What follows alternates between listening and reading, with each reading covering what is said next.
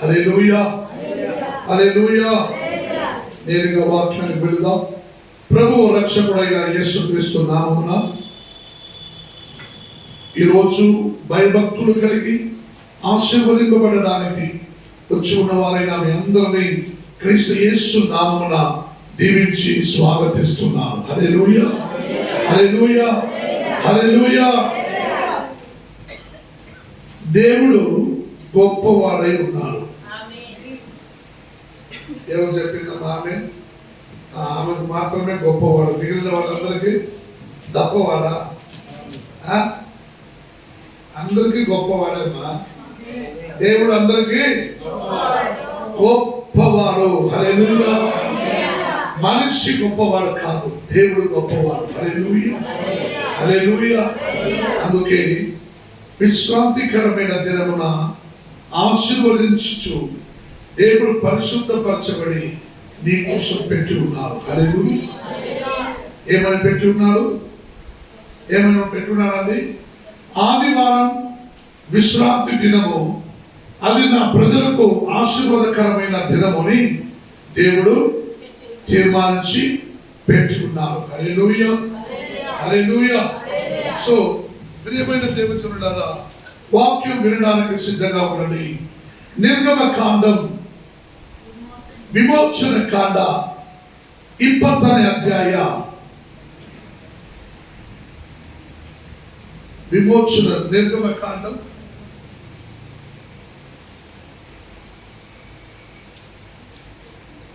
నిర్గమ కాండం 20వ అధ్యాయంలో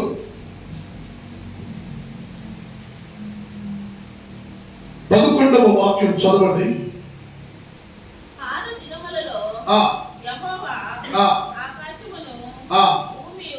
6 దినములలో యెహోవా ఆకాశమును భూమియు సముద్రమును వాటిలోని సమస్తమును సృజించి 7వ దినమున విశ్రమించెను.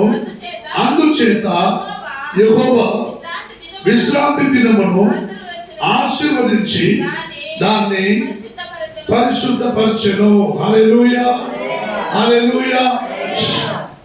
మಕ್ಕಳು ಸ್ವಲ್ಪ ಗಮನದಲ್ಲಿಟ್ಕೋಬೇಕು. రైట్? Don't disturb. చరిత్రగా కూర్చొని వినాలి కూర్చేపు. దేవుని వాక్యం పలకరిస్తున్నది. దేవుడు 6 రోజున సకలమును సృష్టించి 7వ దినమున విశ్రాంతి పొందుతూ, ఈ విశ్రాంతికరమైన దినము నా ప్రజలకు కావాలి అని దేవుడు ఏమన్నాడండి? విశ్రాంతి దినమున నా ప్రజలు ఆచరించాలని,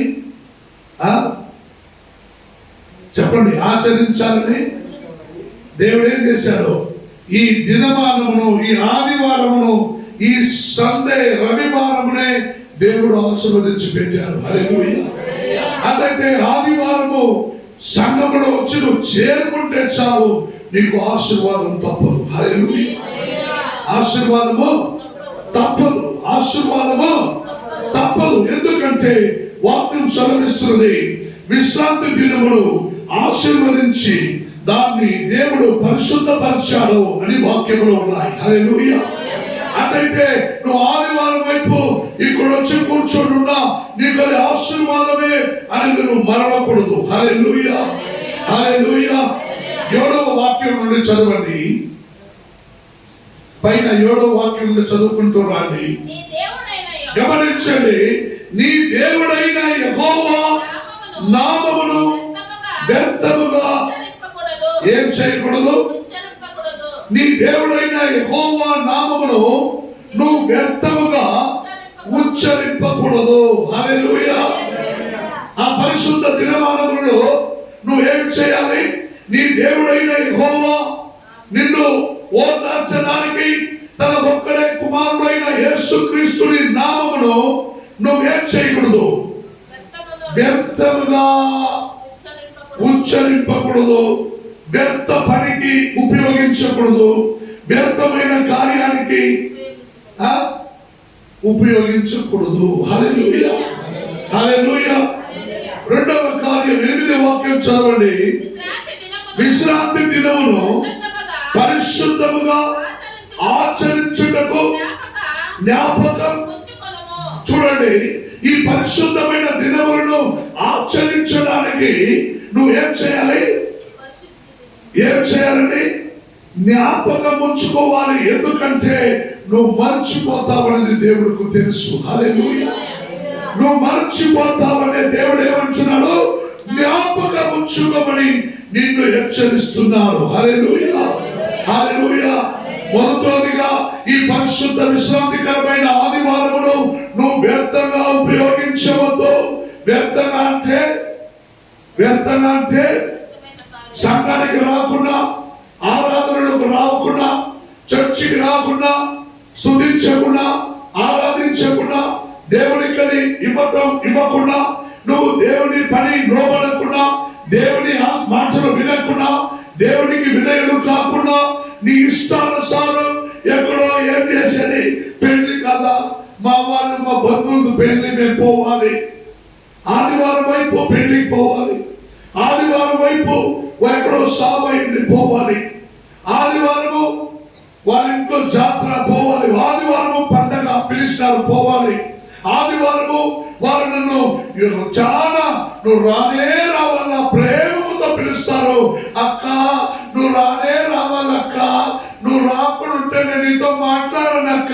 నీ ఎడల జీవితం నువ్వు మాట్లాడకపోయినా నా ప్రభుని సంఘమును, ఆలయమును, ఆ పరిశుద్ధ ఆ సమయమును వదులుకొని నేను ఎక్కడికి రాలేను, ముగించుకుంటూ తర్వాత వస్తానని నీవు చెప్పి వ్యర్థంగా ఉపయోగించకుండా ఆ ఆదివారము నీ సముఖములో నువ్వు కూడి రాబట్టుకు ప్రయాసపడాలి. హల్లెలూయా, హల్లెలూయా, హల్లెలూయా.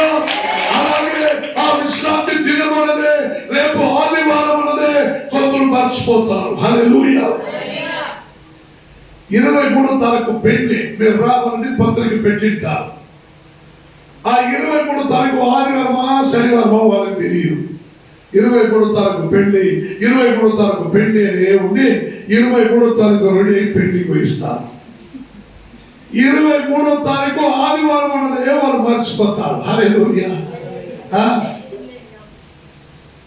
6 రోజులు మీకోసం మీరు బ్రతుకుతారే, 7వ దినం ఒక్కరోజు ఒక 3 గంటల సేపు ప్రభుని మందిరంలో నాకు సమయం గడపడం కాలేదంటే నువ్వు దేవుని రాజ్యంలో చేరుకుంటూ నువ్వు ఏం చేస్తావు?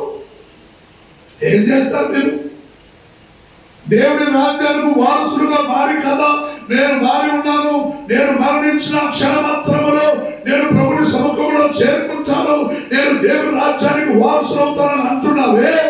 అటైతే ఇక్కడ 3 గంటల సేపులు నువ్వు సంఘములో కూర్చోలేకుండా నీ కోసం ఆశీర్వదించి పెట్టబడిన భూలోకమందున్న ఈ ఆదివారంలో నువ్వు అనుభవించకుండా పోతున్నానంటే నువ్వు దేవుని రాజ్యంలో 24 గంటల సేపు భజన చేసేదానికి నీ వల్ల సాధ్యమా?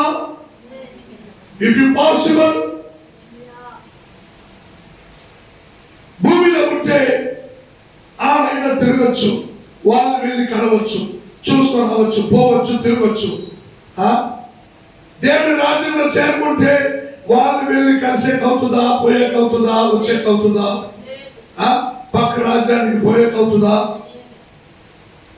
నీ దేవుని రాజ్యంలో చేరిన తర్వాత దేవునితో కలిసి బ్రతకటం అనేది ఒకటి ఉంది. అది చాలా అమూల్యమైన ఒక సమయాలు. అందులో నువ్వు చేరాలంటేనే నువ్వు భాగ్యవంతుడుగా ఉండాలి, నువ్వు దరిద్రుడుగా ఉండకూడదు. హల్లెలూయా. నువ్వు ప్రభుని సముఖంలో ఆశీర్వదింపబడాలంటే నీలో దరిద్రుడుగా నువ్వు ఉన్నావంటే నీలో ఆశీర్వాదము లేదని అర్థం. హల్లెలూయా. నేను అనేక సార్లు చెప్పి ఉన్నాను, నీ ఇంటిలో ఒక వస్తువు కొనుక్కున్న మాత్రానికి నువ్వు ఆశీర్వదింపబడినావు అని అర్థం కాదు. నువ్వు ఇంట్లో 2 ఎద్దుల ఆవులు తీసుకున్న మాత్రానికి నువ్వు ఆశీర్వదింపబడినవన్నది కాదు. నువ్వు ఇంటి మీద ఇల్లు కట్టుకున్న మాత్రం నువ్వు ఆశీర్వదింపబడినవన్నది కాదు. 4 మేకలు తీసుకుంటూ, గొర్రెలు తీసుకుంటూ 440 నోట్లుగా నువ్వు పెంచుకుంటూ సంపాదిస్తే నువ్వు ఆశీర్వదింపబడినట్టు కాదు, నువ్వు ఏదో సాధించినట్లు కాదు. ఆశీర్వాదం అంటే నీవు నడిగత్తు నుండి అరికాల వరకు ఆరోగ్యముతో ఇహలోకమందున నువ్వు కాలాన్ని గడుపుతూ ప్రభుని రాజ్యానికి వారసులుగా నేను ఉండాలనే బలమైన నమ్మకం పోరాటంలో నువ్వు పోరాడే వారిపై జీవించుతున్న వారిపై కనపడాలి. మంచి సొమ్మును కొనుక్కున్నాను, ఆస్తి కొనుక్కున్నాను, జమీను కొనుక్కున్నాను, ఇల్లు కొనుక్కున్నాను అనే మాత్రానికి నువ్వు ఆశీర్వదింపబడిన వాడి అర్థం కాదు. నువ్వు ఆశీర్వాదంగా ఉన్నావంటే సంఘంలో రావడంలోనే నిన్ను గురించి నీ పక్కన కూర్చున్న వాళ్ళు ఆలోచించాలి. ఆయన ఆశీర్వదింపబడిన స్త్రీ. ఆమె చూడు ప్రతి వారము ఎంత అందంగా సంతోషంగా ప్రభుని సముఖంలో కూడి ఆరాధించుకుంటూ పాడుతూ స్తుతించి గణపరిచి మహిమపరిచి దేవుని రాజ్యానికి వారసులవుతా ఉంది. నేనెందుకు అలా చేయబోతున్నాను, చేయకున్నాను? నువ్వు ఆలోచించుకోవాలి. ఎందుకంటే వాక్యం పైన 9 వాక్యం చదవండి. 6 దినములలో నీవు కష్టపడి నీ పని అంతయు చేయవలెను. 7వ దినము నీ దేవుడైన యెహోవాను విశ్రాంతి దినమును, యెహోవాకు విశ్రాంతి దినము. దానిలో నీ వైపునను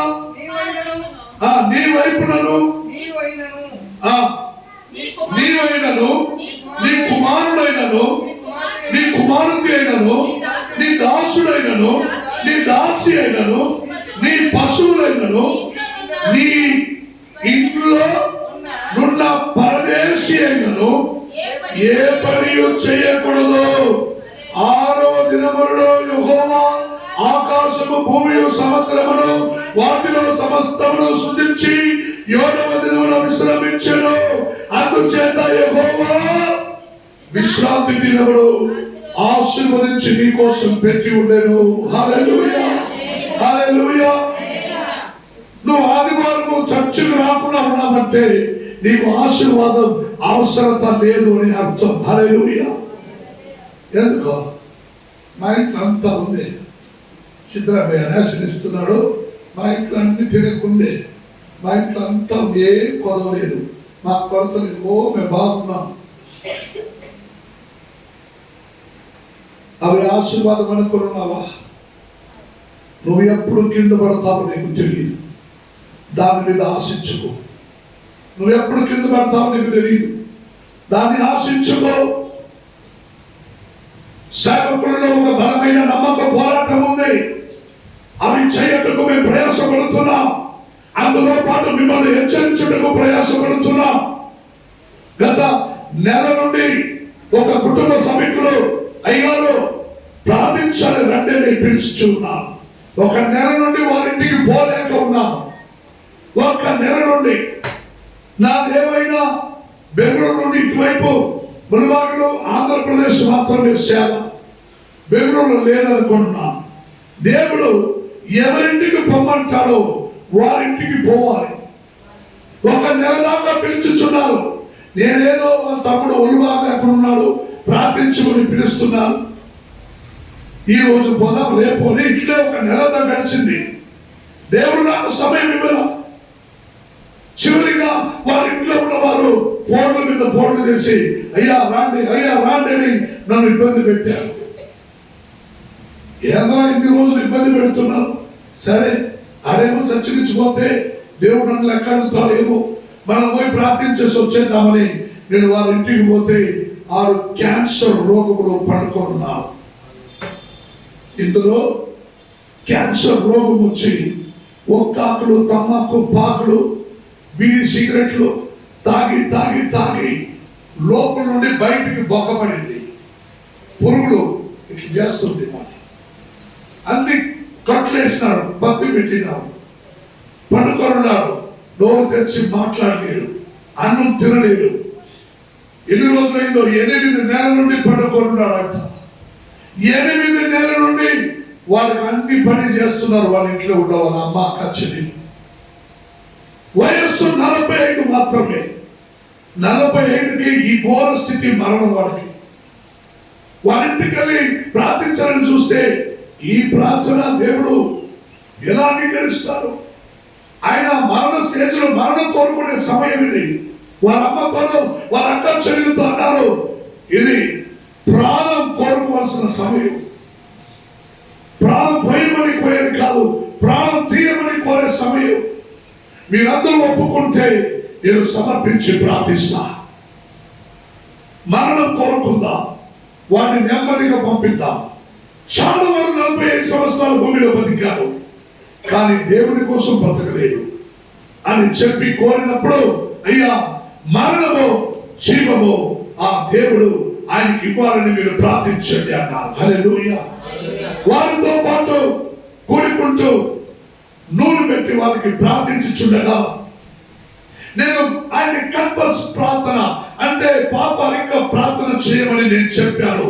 నేను చెప్పిన ప్రకారం ఆయన ప్రార్థన అరిక చేశారు.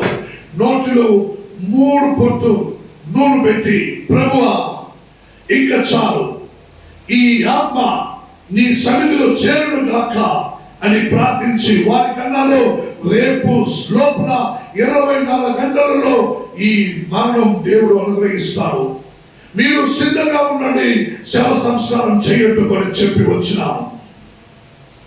మరుసటి రోజు బేస్వారం గురువారం సరైన సమయానికి దేవుడు ప్రాణం తీశాడు. హల్లెలూయా. ఆయన చచ్చిపోయినాడు. గమనించండి, మేము ఏది కోరుకుంటూ ప్రార్థిస్తామో దేవుడు అది అనుగ్రహిస్తాడు. నువ్వు ప్రాణం తీసుకొని ప్రార్థించినా తీసేస్తాడు, నువ్వు ప్రాణము పోయమని ప్రార్థించినా ప్రాణం పోస్తాడు. హల్లెలూయా. నన్ను స్వస్థపరచమని ప్రార్థించినా దేవుడు స్వస్థపరుస్తాడు, నన్ను దీవించమని ప్రార్థించినా దేవుడు నిన్ను దీవిస్తాడు. హల్లెలూయా. ఎంత గొప్ప కార్యం దేవుడు చేశాడు, ఎంత గొప్ప కార్యం. అందుకని సంఘస్థులారా, మీరు బలహీనంలో పడి అయ్యా నాకు చాలు ఇంకా సాగు కోరుకుంటూ ప్రయోగం చేసి నన్ను పిలవకండి. హల్లెలూయా. హల్లెలూయా. మీరు పోరాడండి. నా సంఘస్థులకి అటువంటి స్థితిగతిలో పడేంత వరకు నా దేవుడు వదిలిపెట్టాడు. అలా వదిలిపెట్టే వరకు మీ సేవకులుగా మేము వదిలిపెట్టము. హల్లెలూయా. ఆశీర్వాదం మిమ్మల్ని, మీ వంశంలో, మీ పారంపర్యంలో ఆశీర్వదించే వరకు మా పోరాటం తప్పదు, మా పోరాటం ఆగదు. హల్లెలూయా. ప్రియమైన దేవుని చూడాలా, బయట వాక్యం చదవండి. 11వ వాక్యం, 12వ వాక్యం. నీ దేవుడైన యెహోవా నీకు అనుగ్రహించు దేశములో నీవు దీర్ఘాయుష్మంతుడు అన్నట్లు నీ తండ్రిని నీ తల్లిని నువ్వు సన్మానించుము. హల్లెలూయా. ఎంతో గొప్ప మాట దేవుడు అంటున్నాడు. పిల్లలందరూ గమనించాలి, పెద్దవాళ్ళు మీరు గమనించాలి.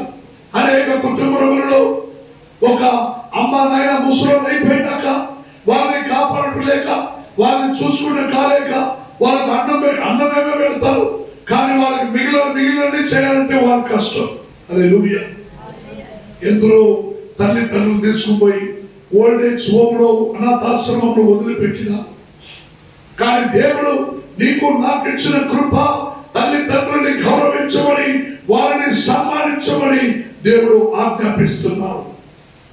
ఆశీర్వాదం ఓకే రాదండి. మీ అమ్మనైనా ఆశీర్వదింపబడినారు, వారిని చక్కగా గమనించుకుంటే నువ్వు ఆశీర్వదింపబడతావు, నీ కుటుంబం ఆశీర్వదింపబడతాయి, నీ పిల్లలు ఆశీర్వదింపబడతారు, నీ పశువులు ఆశీర్వదింపబడతాయి. ఎందుకు దేవుడు మనిషితో పాటు పశువును పోలికగా ఆశీర్వదించాలని ఇప్పుడు నాకు అర్థమవుతా ఉంది. హల్లెలూయా. అందరింట్లో ఆవులు ఉన్నాయి. హల్లెలూయా. నువ్వు బ్రతకాలని దేవుడు ఇక్కడ 2 ఆవులు ఇస్తే ఆ ఆవులు పెట్టుకుని 2 ఆవులు ఉంటే 4 మోపులు కోయాలి. 4 మోపు కోయాలి. సాయంత్రము పాలు పిండాలి, డైరీకి ఇయ్యాలి. చాలా పని. పశువులు నీ ఆదాయం కోసం దేవుడు ఇచ్చినాడు. It's good. ప్రార్థన సమయమునకు మీరు పశువులు, మేకలు, గొర్రెలు, కోళ్ళను కూడా మీరు ఆకలితో పెట్టండి. హల్లెలూయా. అందుకని అవన్నీ నీ కోసమే దేవుడు అనుగ్రహించాడు. అయినా నీవు ఆశీర్వాదం పొందటకు ఆరాధనలో సంఘంలో చేరిన చాలు దేవుడు వాక్యంలో అంటున్నాడు, మీ తల్లిదండ్రుని నీవు దేవుడైన యెహోవా నీకు అనుగ్రహించు దేశంలో నీవు దీర్ఘాయుష్యవంతులు నీ తండ్రి నీ తల్లిని నువ్వు సన్మానించు. 11వ వాక్యం, నరహత్య చేయకూడదు, వ్యభిచారింపకూడదు, దొంగలింపకూడదు, నీ పొరుగు వారి మీద అబద్ధ సాక్ష్యము పలకకూడదు, నీ పొరుగు వారి ఇల్లు ఆశింపకూడదు. హల్లెలూయా. అమ్మ నాన్నని సన్మానించాలి, అంత ముద్దు పెడితే చాలు అమ్మ నాయనకి. హల్లెలూయా కదా. రేపు నువ్వు కూడా అమ్మ నాయన అవుతావు. నువ్వేం ముద్దు పెడతావు అదే నీకు నీ పిల్లలు పెడతావు. నువ్వు ఎంతగా గౌరవించి కుటుంబంలో వాళ్ళు చూసుకుంటావో అప్పుడు నువ్వు ఆశీర్వదింపబడినావా లేదా అది పక్కట్లో వాళ్ళు తెలుస్తాయి. మేము ముగ్గురు అన్నతమ్ముళ్ళము. మా అమ్మ నాయనని చాలా చక్కగా చూసుకున్నాం. అంటే ఎప్పుడు రక్షణ పొందినాక, రక్షణ పొందక మునుపు నన్ను చూస్తే మా నాయన ఓడిగిపోయేవాడు. ఏమయ్యేవాడు? ఇప్పుడు చచ్చిపోయినాడు పాపం లేదైనా. వస్తా ఉన్నానంటే ఇంట్లో ఎవరది అంటే చాలు, ఓ అమ్మ వచ్చినాడు రై అని కమ్ముడి కప్పుకొని పడుకునేవాడు. రాత్రిలో నువ్వు తాగేసి వచ్చి ఎన్నిసార్లు నన్ను గొడవ పెట్టావు లేదా పైకి అంటే అబ్బా అబ్బా అబ్బా అబ్బా ఇప్పుడే పని చేసుకుంటూ వచ్చి పట్టుకున్నారా పడిపోదా అమ్మ చెప్పేది. అత అమ్మ నాన్నని చాలా హీనంగా నడిపించిన వారు దరిద్రుడు లేదు. హల్లెలూయా. యేసును నమ్మిన తర్వాత ఆశీర్వాదం అంటే ఏమిటో తెలుసుకున్నాక మా అమ్మ నాన్నని గౌరవించడానికి మొదలు పెట్టాడు. హల్లెలూయా. వాక్యం అన్నట్టుగా మా అమ్మ నాన్నని చక్కగా మేము పోషించాం. మా నాయన మరణించే వరకు ఈ కుడి చేతిలో వాచు మరణించే వరకు సంపాదించుకుంటూ. హల్లెలూయా. షూస్ లేకుండా, కోట్లు లేకుండా, షూట్ లేకుండా వాళ్ళ ఆయన ఉండలేదు. అయినా తల్లిదండ్రులని చూసామన్నది కాదు, అనేక వాళ్ళ కుటుంబ సభ్యులు మా నాయన వల్ల సంబంధికులు అంటే వాళ్ళ ఊర్లో ఉన్న వాళ్ళందరూ అన్నారు, మీ నాయన్ని అమ్మని నేను బాగా చూసుకుంటున్నా, నేను చూసాం, చాలా సంతోషం. నువ్వు సంతోషపడతావు లేదో నేను చూసుకుంటే నా దేవుడి నామ మహిమ కోసం. రేపు నన్ను నా బిడ్డలు చూడాలి కదా. అందుకే తల్లిదండ్రులని గౌరవించడం. నరహత్యం చేయకూడదు. నరహత్యం అంటే ఏంటంటే కత్తి ఎత్తుకోబోయి పోరాటం. అదే కదా అమ్మా.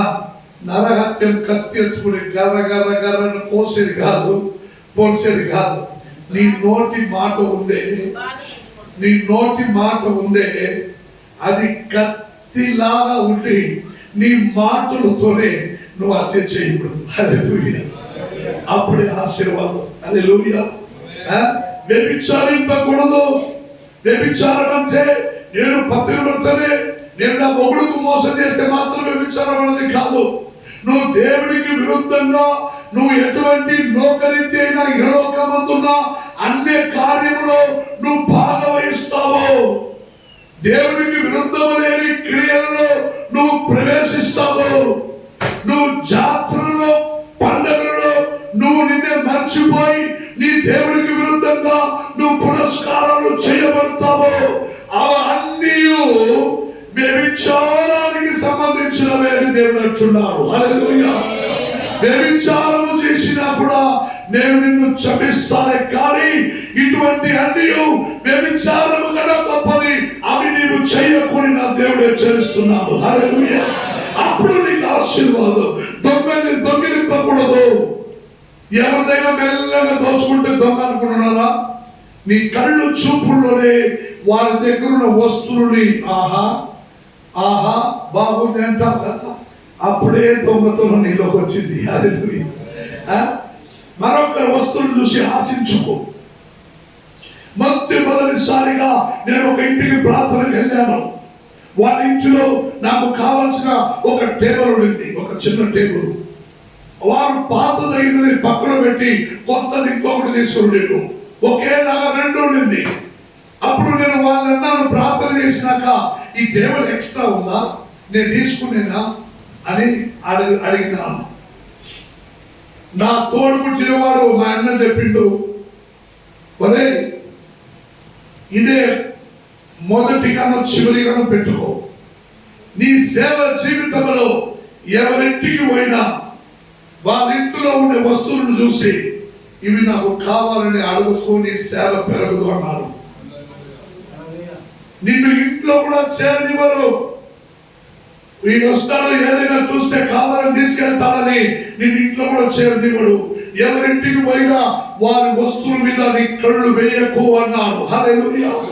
వారింట్లో వెళ్ళి వారింట్లో ఉన్న వస్తువు నాకు కావాలని నేను కళ్ళుతో చూసి ఆశించిన ఎడల నేను అప్పుడే దొంగిలించినట్టే. హల్లెలూయా.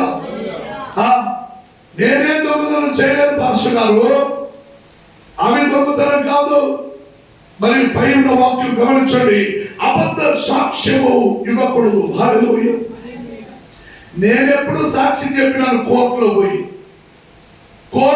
చెప్పడం కాదు.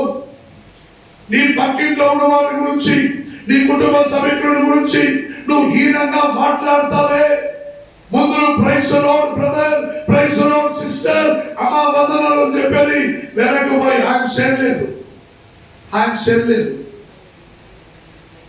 వాళ్ళకు మాకు అయ్యలేదు ఇవన్నీ చెప్తావే, ఇది అబద్ధ సాక్ష్యం. అబద్ధ సాక్ష్యం ఇదే. నువ్వు సాక్షి చెప్పాలంటే ఎదురుగా మాట్లాడిన మాటే నువ్వు వెనక కూడా మాట్లాడాలి. హల్లెలూయా. నువ్వు ముందులో ఒకటి వెనక ఒకటి మాట్లాడి నువ్వు నీ తోడుగా నిన్ను నమ్ముకున్న వారికి, నీ పక్కన ఉన్న వారికి, నీ కుటుంబ సభ్యులతో నువ్వు వ్యత్యాసంగా మాట్లాడి మరొకరి దగ్గర కొంచెం గొప్పగా చెప్పుకుంటావే, అది అబద్ధ సాక్ష్యమే. హల్లెలూయా. అటువంటి కార్యాలు మనలో ఉంటే ఆశీర్వాదం రాదు. హల్లెలూయా. అవి కాక దేనినైనాను నీ పొరుగు వాడు దగ్గరున్న దేనినైనాను నువ్వు ఆశింపకూడదు. హల్లెలూయా. పక్కన ఉన్న వారి భార్య కానీ, పక్కన ఉన్న వారి మొగుడు కానీ, పక్కన ఉన్న వారి బిడ్డలు కానీ, పక్కన ఉన్న వారి జమీను కానీ, పక్కన ఉన్న వారి ఆస్తులు కానీ, పక్కన ఉన్న నిలబెట్టిన కారులు కానీ, పక్కన నిలబెట్టిన సొమ్ములు కానీ, పక్కన ఉన్న వారి ఆస్తి డబ్బులు కానీ, వారి బ్యాంక్ బ్యాలెన్స్ కానీ, వారి కుటుంబాలను కానీ చూసి నువ్వు ఏం చేయకూడదు, ఆశించకూడదు. నేను ఎప్పుడు ఆశించాను స్వామి? ప్రతి ఒక్కరిలో ఒక అలవాటు ఉన్నాయి. ఏం అలవాటు తెలుసా? ఏం అలవాటు అండి? ఏం అలవాటు ఉంది చెప్పండి? ఏం అలవాటు? వాళ్ళకు ఏదైనా గతసారి చెప్పాను, లక్ష్మమ్మ కమ్మలు తీసుకుంటాం సొమ్ములు, వెంటనే పక్కింట్లో ఉన్న వారికి అక్క ఉన్నావా, దాని మొగుడు తీసి ఇచ్చినాడు ఈ సొమ్ములు. అవి చూసే పార్టీకి ఆ వారింట్లో గొడవ స్టార్ట్. వాళ్ళ మొగుడు చూడు సొమ్ములు తీసి ఇచ్చినాడు, చూడు కమ్మలు తీసి ఇచ్చినాడు, చూడు చైన్ తీసి ఇచ్చినాడు, వాళ్ళింట్లో గొడవ. నువ్వు అక్క ఉన్నావా అని చూపించకపోయి వాళ్ళింట్లో గొడవ పెట్టి వచ్చావు. నీ సొమ్ము చూసి ఆమె ఆశించింది. నువ్వు ఒకరి దగ్గర ఉన్న సొమ్ము చూసి నువ్వు పడుకున్నావు, అవి నీ ఆశ దురాశ అయినది. అవి చూసి అక్క చూసావని పక్కింట్లో చూపించావు, వాళ్ళింట్లో గొడవ పడింది. అప్పుడు వాళ్ళ కళ్ళు నీ సొమ్ముల మీద ఆశించింది. హల్లెలూయా. పరాయి వారి వస్తువులు ఏదైనా అవి ముట్టాలంటే ఆశీర్వాదం పోతాయని భయం నీలో ఉండాలి. పరాయి వాళ్ళు సొమ్ము కానీ, పరాయి వాళ్ళ ఆస్తులు కానీ, పరాయి వాళ్ళు ఏ వస్తువులు కానీ ముట్టడానికి భయపడకూడదు, భయపడాలి. అనేక సందర్భంలో దొంగతనం చేయడానికి వస్తారు, వాళ్ళకి దేవుని భయం ఉండదు. హల్లెలూయా. నువ్వు ఏమారితే చాలు. నా దగ్గర అయితే నేను పడుకునేటప్పుడే నా పాకెట్ నుండి మొబైల్ తీసుకోలేదు. బస్సులో పడుకున్నాను, యాడో ఆపినాడు బండి, అందరూ ఎక్కడ దిగిపోయినారు కాఫీ టీ తాగడం. నైట్ మదనపల్లిలో బస్ స్టాండ్ లో ఒకడు బండి ఎక్కిండు, చూసిండు, బాగా గొరకు పెట్టి నిద్రపోతున్నాడు రే అని చెప్పింది. మళ్ళీ పక్కలో వచ్చి నిలుచుకునిండు, పోరా బాగా నిద్రపోరా అని చెప్పింది. నా పాకెట్ నుండి మొబైల్ తీసుకొని పోయి దిగిపోయింది. హల్లెలూయా. ఇది వారి తప్ప నా తప్ప? బస్సులో ఎక్కి ఏదో గొరక పెట్టుకున్న అంత నిద్రపోయి పని నీకే ఉంది. హల్లెలూయా. గొరక పెట్టి నిద్రపోయేవాడైనా కూడా క్షణంలో ఒక చిన్న శబ్దం వచ్చిన అనేసేవాడిని. బట్ ఆ సమయం నాకు వ్యతిరేకంగా ఉండింది. హల్లెలూయా. మరొకరు సొమ్ము ఆశించటం, నీ ఎరుగు పొరుగు వారిని కుటుంబం, ఇల్లు, వాకులు, సొమ్ములు ఆశించటం, ఇవేమి చేయకుండా ఎజ్రా 6వ అధ్యాయం 12వ వాక్యం చెబుతున్నది, తన నామమును అక్కడ ఉంచిన దేవుడు వారిని నశింప. చదవండి, ఎజ్రా 6వ అధ్యాయం 12వ వాక్యం త్వరగా. ఎజ్రా 2 దినవృత్తములు అయిన తర్వాత వచ్చే గ్రంథం ఎజ్రా. ఏ రాజులే కానీ, ఏ జనులే కానీ ఈ ఆజ్ఞను భంగపరిచి యెరూషలేములో ఉన్న దేవుని మందిరములను నశింపచేయుటకై చెయ్యి చాపిన యెడల తన నామమును అక్కడ ఉంచిన దేవుడు వారిని నశింపచేయడు. హల్లెలూయా. చర్చికి వచ్చి, ఆరాధనకు వచ్చి, విశ్వాసంలో ఉండుకొని, బాప్తిజం పొందుకొని, నువ్వు తర్వాత నీ జీవితంలో ఎంత ప్రకారం ఉన్నవాడు అయితే అదే సంఘంలో ఉన్న ఆశీర్వాదం కూడా నీ జీవితంలో నుండి దేవుడు తీసివేసేస్తాడు. హల్లెలూయా. నువ్వు ఎన్నిసార్లు వచ్చి భజన చేసినా నీకు మళ్ళీ ఆశీర్వాదం ఉండదు. హల్లెలూయా.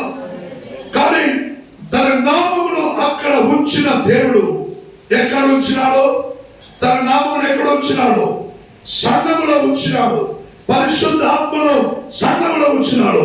అక్కడ వచ్చిన వారైన నీవు సరైన మార్గముతో పాటు పట్టుదల కలిగి నువ్వు జీవించేవాడు అయితే తన నామములో అక్కడ ఉంచిన దేవుడు వారిని నశింప చేయను. హల్లెలూయా. హల్లెలూయా. నెహెమ్యా గ్రంథం 1వ అధ్యాయం 9-10 వాక్యం చదవండి. అందుకే దేవుడు అంటున్నాడు, ప్రతి ఆదివారము, ప్రతి ఉపవాస ప్రార్థన, ప్రతి ప్రభు విడుదల ఆరాధన, ప్రతి స్త్రీల కూర్చో, ప్రతి యవనస్తుల కూర్చో, ప్రతి బైబిల్ స్టడీ, ప్రతి మ్యూజిక్ క్లాస్ లో నువ్వు తప్పకుండా నువ్వు రావాలి. అయితే మీరు నా వైపు తిరిగి నా ఆజ్ఞలను అనుసరించి. చదవండి, నెహెమ్యా 1వ అధ్యాయం 9-10.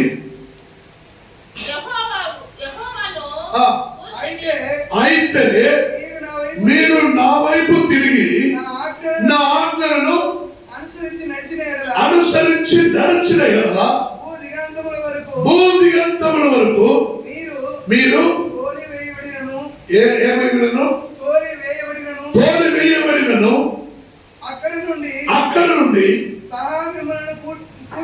అక్కడ నుండి కూడా సహా మిమ్మల్ని కూర్చి నా నామమును ఉంచుటకు నేను ఏర్పరచుకుందునని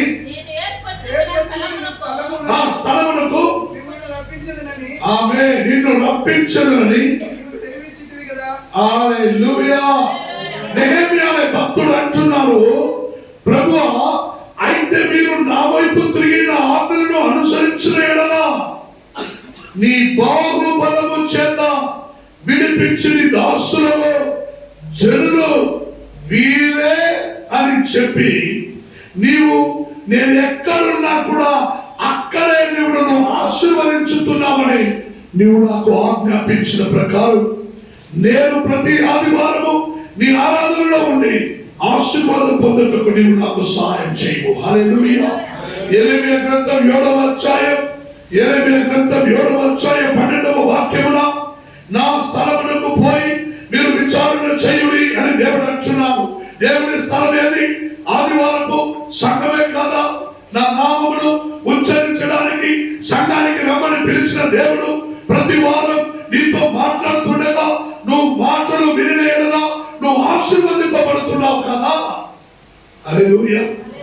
నువ్వు ఆశీర్వదింపబడుతున్నావు.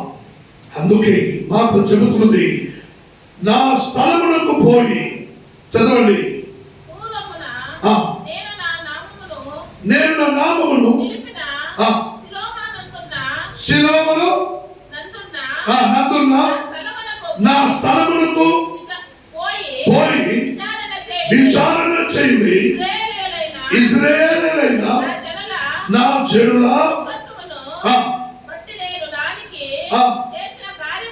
నేను దానికి చేసిన కార్యము. ఆమేన్, హల్లెలూయా. మీరు నా నామమును ధరించబడి సంఘములకు చేరిన వారై, వెలిగిన వారై, స్తుతించిన వారై కూడి వచ్చి ఆయన మాటలకు శ్రద్ధగా వినిన వారైతే మీరు నా స్థలములకు పోయి విచారణ చేయుడి, నేను దానికి చేసిన కార్యమును చూడుడి అని దేవుడు అంటున్నాడు. హల్లెలూయా, హల్లెలూయా.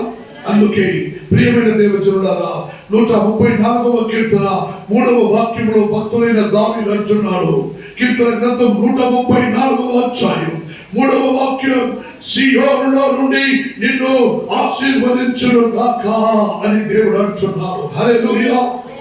చదవండి 134:3 ఫాస్ట్ గా. భూమి ఆకాశమును సృష్టించిన యెహోవా, భూమి ఆకాశమును సృష్టించిన యెహోవా సియోనులో నుండి నిన్ను ఆశీర్వదించును గాక. హల్లెలూయా, హల్లెలూయా. సియోనులో నుండి దేవుడు నిన్ను ఆశీర్వదించాలంటే నువ్వు ఆవులు మేపుకుంటూ కొసులు కోసుకుంటే అవుతుందా? సంగమా, నువ్వు ప్రతి ఆదివారం నువ్వు సంఘములో ఉంటే కదా. దేవుడు అంటున్నాడే, నా స్థలమునకు పోయి నువ్వు విచారించుడి, అక్కడ నా వాడు అనే వాడిని పెట్టబడినాను, ఆయన మూలకంగా నేను మాట్లాడుచున్నాను, నువ్వు నా మాటని వినుము. ప్రారంభ దినములలో మోసే ఎందుకు వచ్చి నువ్వెంతరా, నువ్వు చెప్తే వినాలా అనే లెక్కలో మాట్లాడిండ్రు. అప్పుడు దేవుడు వారి ఎందుకు వచ్చి వారితో మాట్లాడినప్పుడు వారందరూ మోసే దగ్గరికి వెళ్ళి అన్నారు, అయ్యా అయ్యా సేవకుడా మోసే, దేవుడు మాట్లాడితే మేము బ్రతకలేము, మేము చచ్చిపోతాం. దేవుడు నీ ఎందుకు మాట్లాడని, నువ్వు మా ఎందుకు మాట్లాడము, మేము వింటామని వారు ఒప్పుకున్నారు. హల్లెలూయా. ఆ మాటను వారు ఒప్పుకున్నారు. ఆ ప్రకారమే దేవుడు మాట్లాడితే నువ్వు తట్టుకోలేవు, దేవుడు ఎదురైతే నువ్వు చూడలేవు, దేవుడు నీకు ఉపదేశిస్తే నువ్వు వినలేవు, నీ చెవులు తట్టుకోదు, నీ హృదయం తట్టుకోదు. అందుకే నీ మాదిరి ఉన్న మనిషి రూపంలో ఉన్నవారైన సేవకుడిని నేను పెట్టి నేను మాట్లాడుతున్నాను, నువ్వు వినుమోని దేవుడు అంటున్నాడు. హల్లెలూయా, హల్లెలూయా.